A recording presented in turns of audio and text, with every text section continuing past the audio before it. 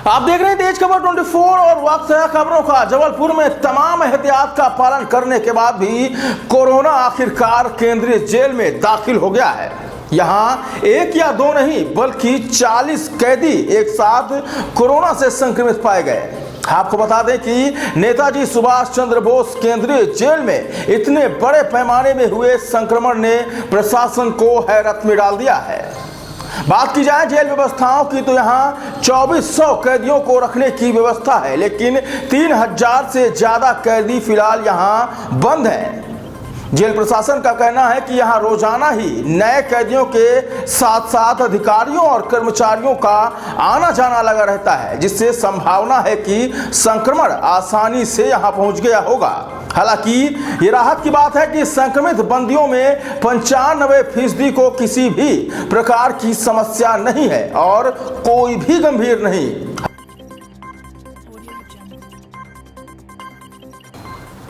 हालांकि जेल के मात्र 2 चिकित्सकों द्वारा सबका इलाज किया जा रहा है, जिसके चलते प्रशासन द्वारा विक्टोरिया अस्पताल से चिकित्सक यहां भेजे जा रहे हैं।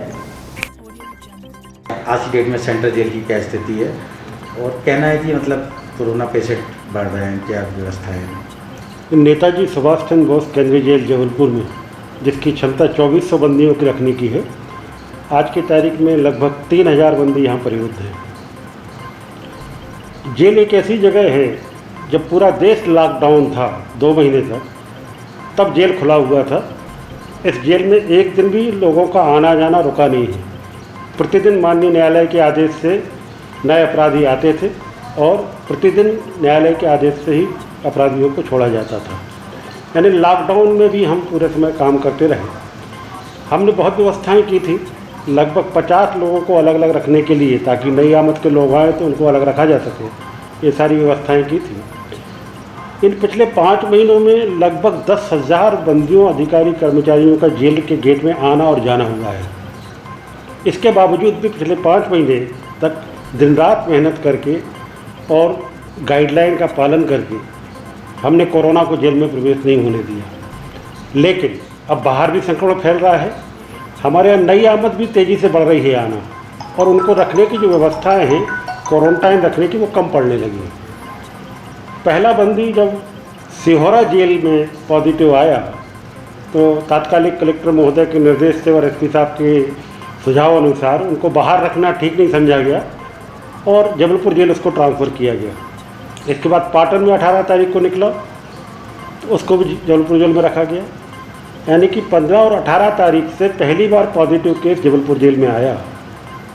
इसके बाद भी हम लगातार 5 महीने तक रैंडम सैंपलिंग करके जांच कराते रहे। लगभग 750 बंदियों की हमने रैंडम सैंपलिंग से जांच कराई, जो सभी नेगेटिव आए थे।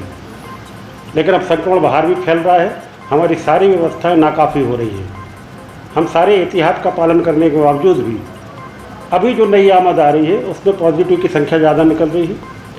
और जेल में जो सारी व्यवस्थाएं हैं, भोजन बनाने से लेकर वितरण तक की, ये सब बंदी ही करते हैं। तो तमाम उपायों के बाद भी लगभग 30-40 नई आमद के बंदी और कुछ हमारे पूर्व से परिचित बंदी में संक्रमण आया है। माननीय कलेक्टर साहब के निर्देश पर इन सभी बंदियों को एक अलग सेक्टर में रख के जेल चिकित्सक उपचार कर रहे हैं। 95% बंदी ऐसे हैं जिनको कोई लक्षण नहीं है, ना सर्दी, खांसी, जुकाम, बुखार, कुछ भी नहीं है। सभी सामान्य हैं, बिल्कुल चिंता की ज़रूरत नहीं है। उनका समुचित उपचार हो रहा है और आवश्यक होने पर और बेहतर व्यवस्थाएं बाहर के लिए ज़रूरी होगी तो वो भी की जाएंगी। जो पॉजिटिव मरीजों की रखने की व्यवस्था जो यहाँ की गई है, वो क्या पर्याप्त है या स्टाफ की कमी है? हमारे पास इतने बड़े जेल में केवल 2 डॉक्टर हैं और 2-3 कंपाउंडर हैं। हमने कलेक्टर साहब से आग्रह किया है और उन्होंने आदेश दिया है कि जिला चिकित्सालय के डॉक्टरों की टीम प्रतिदिन जेल पे आएगी और हमको सपोर्ट करेगी। हमारे पास स्टाफ की भी कमी है, जगह की भी कमी है, लेकिन ये विषम परिस्थिति है, हम उससे जूझ रहे हैं और सबको मैं ये आश्वस्त कर रहा हूँ कि चिंता करने की ज़रूरत नहीं है। जो बेहतर से बेहतर होगा वो किया जाएगा। पिछले 1 महीने में अन्य जेलों से लगभग 600 कैदी यहाँ ट्रांसफ़र किए गए हैं, क्योंकि वहाँ ओवरक्राउडिंग बहुत ज़्यादा थी उन जेलों में, और वो बिना जांच के आए हैं। उनमें से भी कुछ पॉजिटिव निकले हैं। लेकिन सबसे सुकून की बात यह है कि कोई भी गंभीर नहीं है, 95% को कोई लक्षण नहीं है, और समुचित उपचार की व्यवस्था हम कर रहे हैं।